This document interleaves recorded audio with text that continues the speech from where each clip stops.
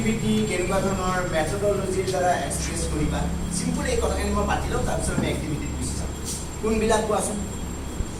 visual মই সুধি নাথাকোঁ আমি শ্বেয়াৰ কৰোঁ ভিজুৱেল আৰ্ট পাৰফৰ্মিং আৰ্ট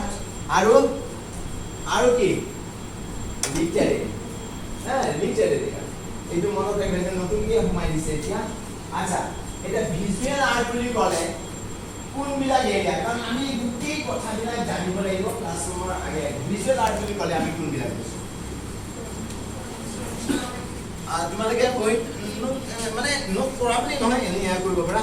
এই বেগটোৱে দেখোন এটা সুন্দৰ লেণ্ডস্কেপ এই বেগটো দেখিছেনে তুমি এতিয়া চোৱা তাই যদি এই বেগটো লৈ যায় মানুহে প্ৰথমতে তাই ফালে চাব নে এইফালে চাব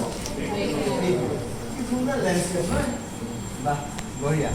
এই কথাটো কোৱাৰ লগে লগে তুমি ছাৰজনক বেছি ভাল পাবা এইটোৱে অকণমান বেছি এটাচ হৈ যাবা হা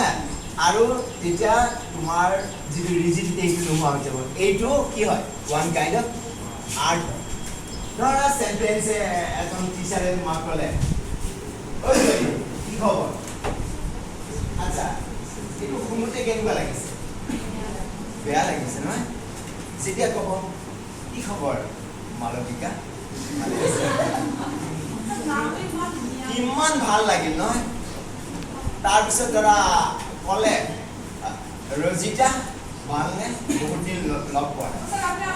নালাগে আকৌ যেতিয়া কেনেকৈ ক'ব কিয় সুৰ্পণখা ভালে আছা এই কাৰণে মাক দেউতাকে আজিকালি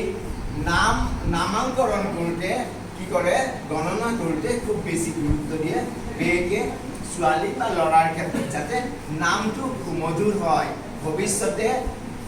ছোৱালীজনীয়ে ল'ৰাটোক যেতিয়া মাতিব শুনি পেলাই যাতে ভাল লাগে বা ল'ৰাজনেও মানে ছ'চাইটিত ছোৱালীজনীক যেতিয়া ভালকৈ মাতে তেতিয়া ভাল লাগে আৰু শুনা কথা আছে এই যে মই ৰজিতা এই গোটেইবিলাক কথা যদি ক্লাছৰুমত লাগে যাওঁ নহয় তেতিয়া মই কিয় ৰজিতা এতিয়া তেনেকৈ কোৱাতকৈ ৰজিতা মালবিকা এই নামবিলাকত এটা ফিলিংছ আছে এটা অৰ্থ আছে